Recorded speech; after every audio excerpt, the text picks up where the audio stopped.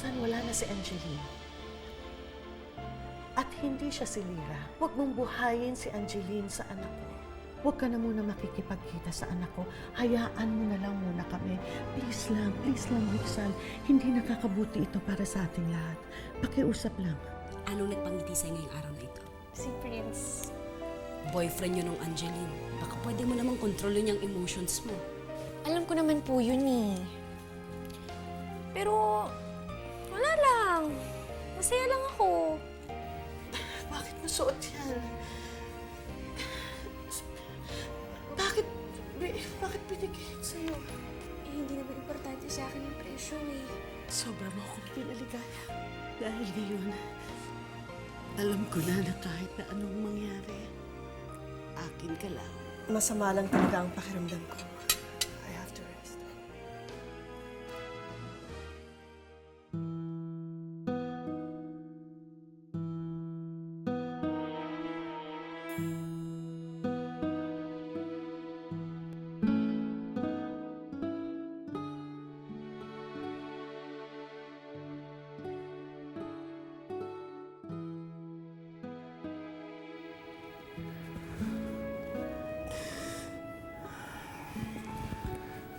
I'm sorry kung hindi mo nagustuhan yung sinabi ko sa yung balita kanina. Pero I'm really doing my best, Han. Hindi naman ako tumitigil sa pag-follow up sa kaso ng anak natin. Hindi lang naman yun, Leo eh. Ano pa? Nawala na nga ang anak natin. Kahit ano. Wala na akong panghahawakan pa. Para maalala ko si Angeline. Ano ba ibig mo sabihin? Nagpunta dito si Zenny kanina. At pinagbawalan niya akong makita si Lyra. Leo, hindi ko kaya. Hindi ko kaya. Kaya nga ako pumayag na ibigay ang puso ni Angeline sa anak niya dahil umaasa ako. Kahit papaano, ay may natitirang bahagi pa rin ng puso ng anak natin. Tapos pagbabawalan niya ako makita ang anak niya. Leo, hindi ko kayang pati ang puso ni Angeline ay hindi ko na makakasama. Yun na lang ang pinanghahawakan ko. Alam mo naman yun, di ba? Yun na lang ang pinanghahawakan ko. Leo, mababaliw ako. Mababaliw ako sa lungkot pag hindi ko nakasama. Pag hindi ko nakasama si Lyra.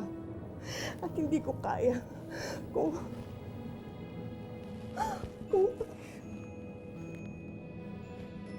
pati ang puso niya. Hindi ko na makakasama.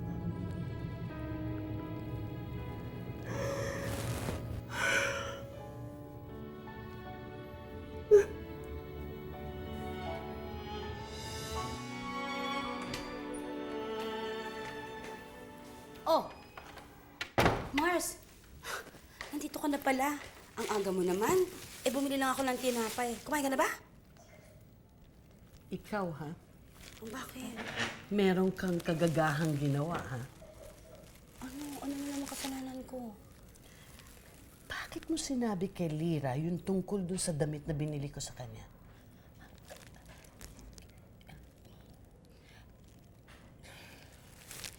Pasensya na eh. Huwag ka na sanang magalit. Galit ba ako? Mukha ba ito ng galit? Sinuot ba ni Lyra? Masaya ka na. Oo naman, Mars. Masayang masaya.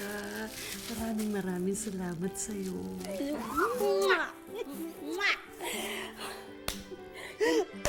O, diba? Bagay. Bagay na bagay sa kanya, pati yung kulay.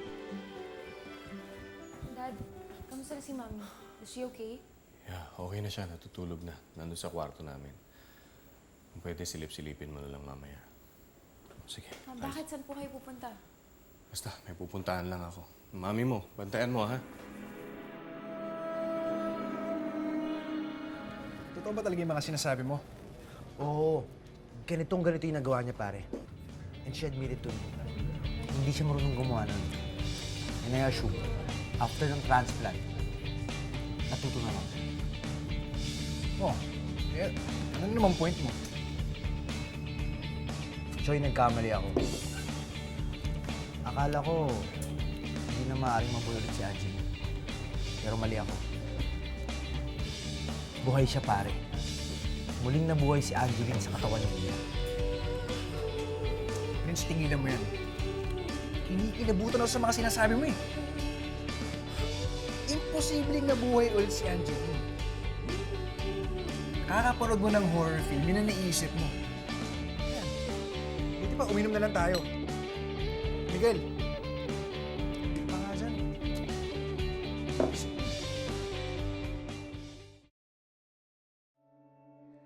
Narito ang puso ko, inaalay lamang sa'yo, aking pangarap, kahit saglit, ang ikaw at ako'y magkapiling. Minsan pang makita ka,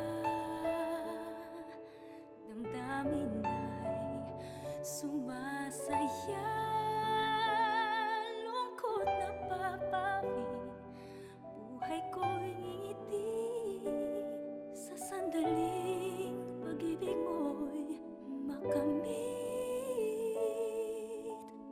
Puso ko'y narito, naghihintay sa pag-ibig mo. Ikaw lamang ang inaasam.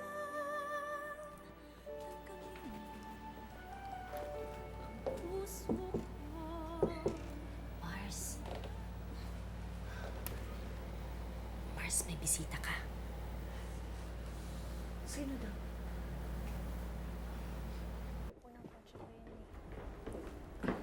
Hindi ka artist. Mr. Saavedra, napasyal ho kayo.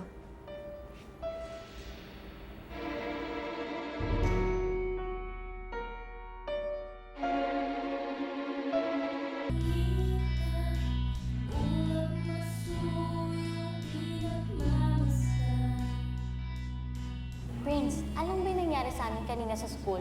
Yung classmate ko, ewan ko, parang sinapian yata. Hoy, nakikinig ka ba? Eh, ba't nakatingin ka lang? Oh, ba't ka ngumingiti?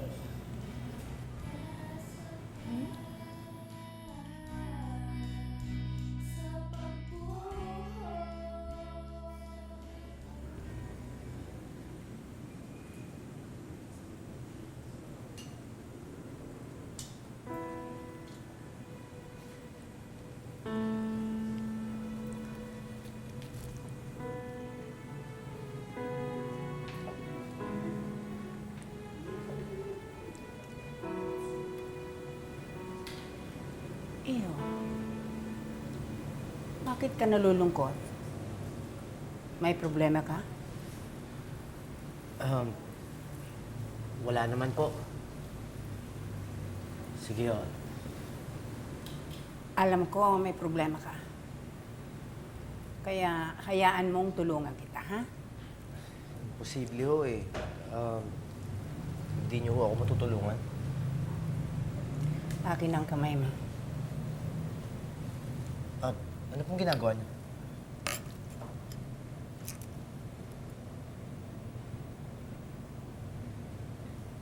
May isang taong mahalagang mahalaga sa'yo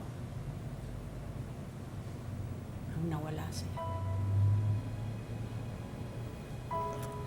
Yun ba ang problema mo? Paano niyo ho nalaman? Alam mo, hindi mo naman kailangang malungkot, iho. Kasi, hindi naman talaga siya nawala sa'yo. Minahal ka niya, at mahal na mahal ka niya. Hanggang ngayon, ikaw pa rin ang mahal niya. Iyong-iyo ang kanyang puso.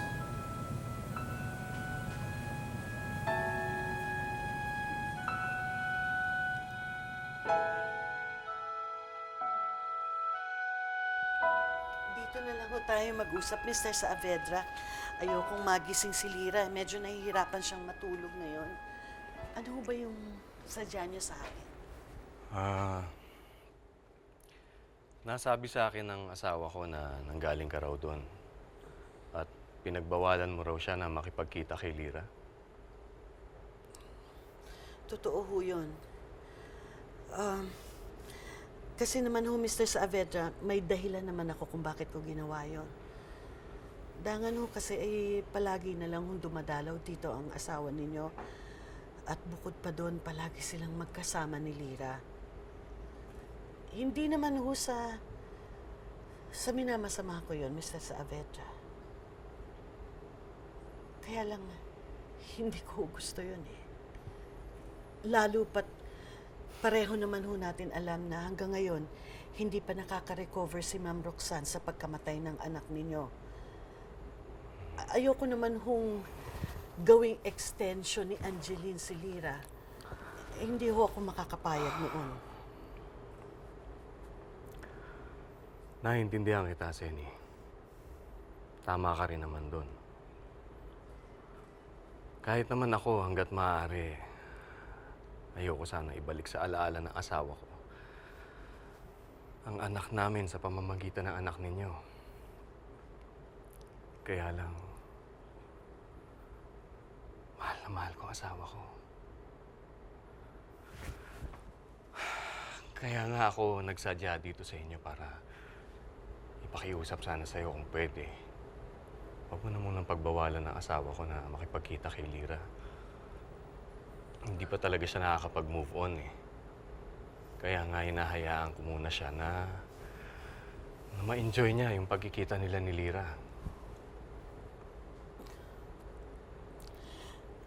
Kasi ho, Mr. Saavedra, hindi niyo ho ako naintindihan. Hindi niyo nakukuha yung punto ko. Seni, hindi mo ako naintindihan eh. Gaya nga nung nasabi ko sa'yo, mahal na mahal ko ang asawa ko. Ayoko na siyang makitang malungkot dahil sa mga pangyayari. Hanggat maaari, ayoko na siyang makitang umiyak. Hindi ko siya matiis eh. Kaya huwag mo na ipagdamot si Lira. Dahil kung hindi, mapipilitan ako na singilin ka sa mga nagastos namin sa ospital para lang mabuhay ang anak mo. Papaalala ko sa'yo, Seni, hindi biro ang halagang inabot mo. Milyon ang inabot. Milyon. Kaya mo bang bayaran yun?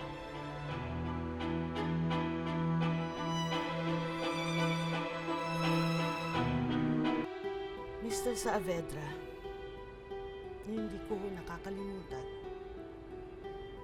na kung hindi dahil sa inyo ni Ma'am Roxanne, wala na ho rito ang anak ko.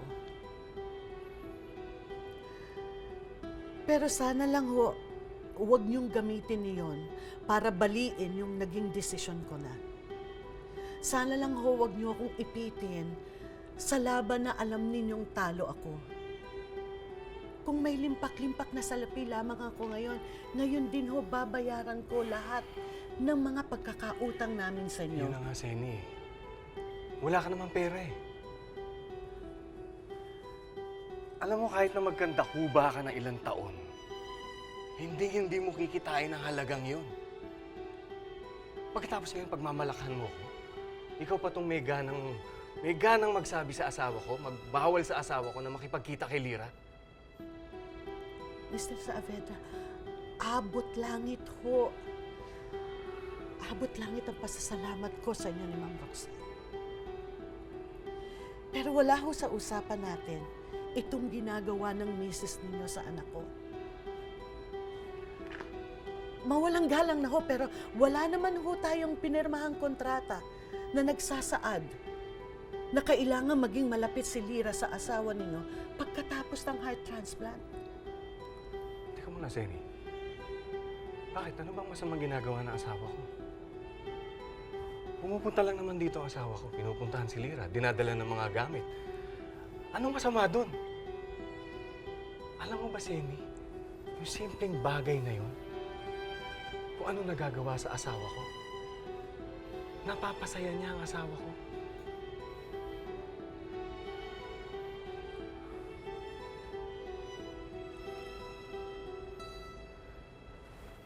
Hindi ko maintindihan kung bakit pinagdadamot mo si Lyra. Kahit kailan di naman kami naging maramot sa inyo. Alam mo, Zeni, nanay ka rin naman eh. Dapat nga sana mas naiintindihan mo yung sitwasyon. Pero anak ko pa rin ho si Lyra. Ako pa rin ho ang nanay niya eh. Oo nga, maaaring ang puso ni Angeline nandun sa anak ko. Pero ang mukha, ang buto, ang dugo at laman, sa akin ho yun ang galing, Mr. Saavedra. At sana ho, maintindihan yun ng asawa ninyo. Na hindi porke na kay Lyra ang puso ni Angeline, may karapatan na siya sa anak ko. Pero may karapatan din kami, Zeni. Baka nakakalimutan mo, puso ng anak namin ang ginamit sa puso ng anak mo para lang mabuhay siya. Kung hindi dahil sa amin ng asawa ko, tagal na sanang patay ang anak ko. At sana, nararamdaman niyo rin kung ano nararamdaman namin kung paano mawala ng isang anak.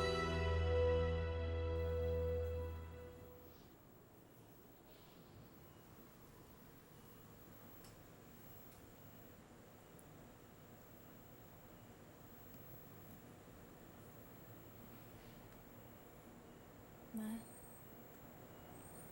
naalala niyo ba si Angeline kaya kayo malungkot kanina?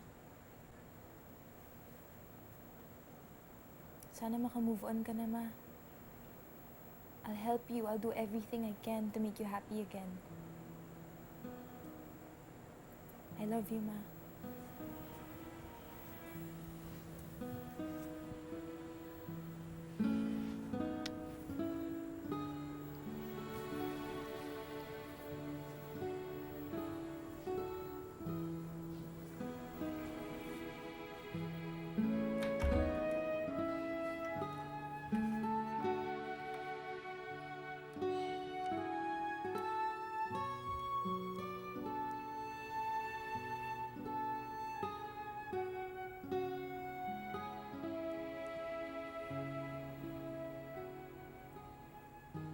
I love you, Vanessa. Pero, mas mahal ko ang anak ko.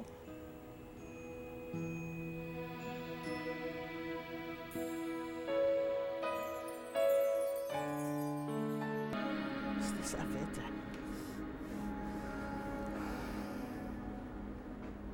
Pasensya na, pero hindi ko hiningi ang puso ng anak ninyo. Kayo ang lumapit sa akin.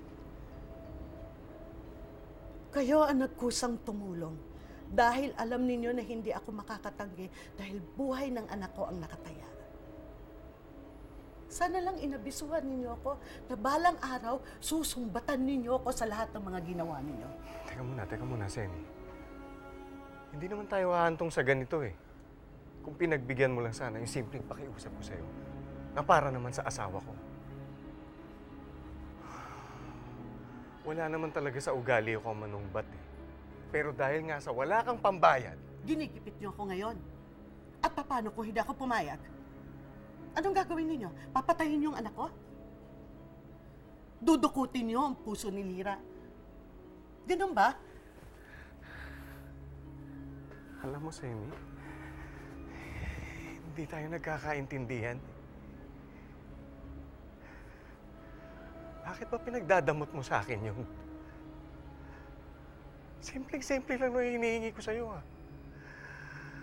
na huwag mo lang pagbawalan ng asawa kong makipagkita kay Lira. Pero nagmamatigas ka pa rin. Kung talagang nagmamatigas ka, pasensyahan na lang tayo. Siguro nga, ho. Ganun na lang ho siguro mangyayari.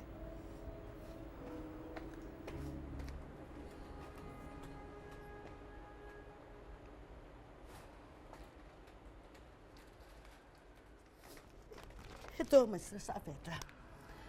Ito ho ang lahat ng laman ng wallet ko. Kunin niyo yan bilang paunang bayad. At kung kinakailangan mong kumayod ako hanggang sa kabilang buhay, gagawin ko ho yun para mabayaran ko lahat ng pagkakautang ko sa iyo.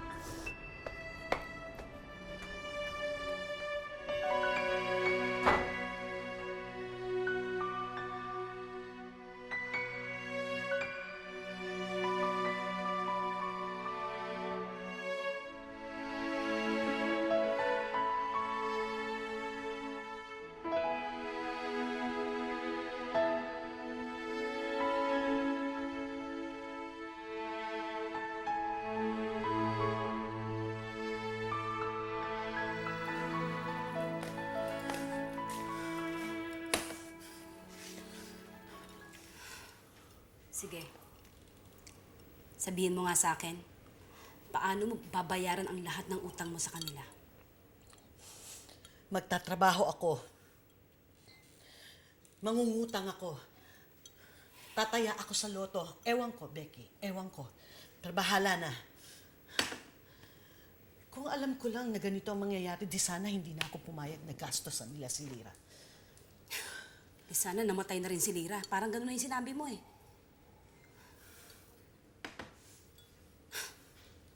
Alam mo, pwede ka naman pumayag doon sa gusto nila eh. Pero siyempre, magbabantay ka rin. Aminin mo naman, may point naman si Sir Leo. Talagang utang naman natin ang buhay ni Lira sa kanila. Ano ba naman yung i-share mo kahit kaunti man lang si Lira doon kay Roxanne? Diba? Becky, teka muna. Narinig mo pa yung sinasabi mo? Kapag ginawa ko yun, parang unti-unti ko nang pinamimigay ang anak ko. Unti-unti mawawala si Lira sa akin at magiging si Angeline siya. Manigas sila. Hindi ako papayag doon. Hindi ako papayag na ibigay ang gusto nila.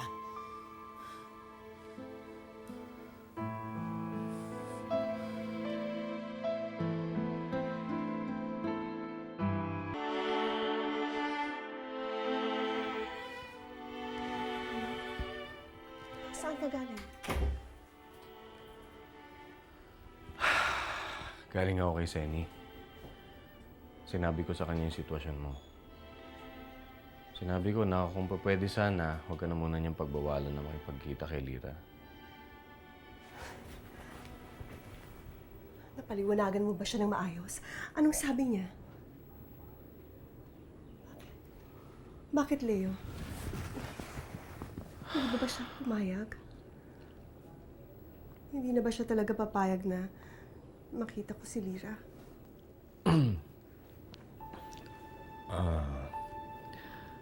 Naintindihan naman niya yung sitwasyon mo, Han. Pwede kayong magkita uli ni Lira. Talaga? Akala ko kasi tuluyan niya nang ipagkakait si Lira sa akin. Narito ang puso ko, inaalay lamang sa'yo. Ikaw lang talaga nakakapagpasaya sa asawa ko sa ngayon. Sana mapagbigyan mo ako. Ano ba talaga ang gusto mo? Mascom po, Ma'am Roxanne. Gusto ko po talaga maging broadcaster balang araw. Parang si Cara Davino, kaya si Jessica Soho. Hindi mo naman kailangan kaagad sabihin sa inay mo, di ba? Marami na raw po akong na-miss. Hindi na daw ako makakahabol. Ganun ba? Sabi ni Dean Alvarez, pwede na raw pumasok si Lira sa school ulit. Kasama nga niya si Miss Saavedra nung naging choir siya eh. Bakit nagsinungaling ka na naman sa akin? At nabalitaan ko na kasama mo si Roxanne sa eskwela. Siya ba ang nagturo sa'yo magsinungaling sa akin? Hinahamon talaga ako ng babae niya. Hinahamon ako ng babae niya. Sa pag-ibig Wag, tumigil! Huwag mo ako susundan! Ay, saan kayo pupunta? Hindi ba pambabastos yung ginawa mong makipagkita ka sa anak ko kahit na pinagbawalan na kita? Walang hiya ka. Wala kang utang na loob!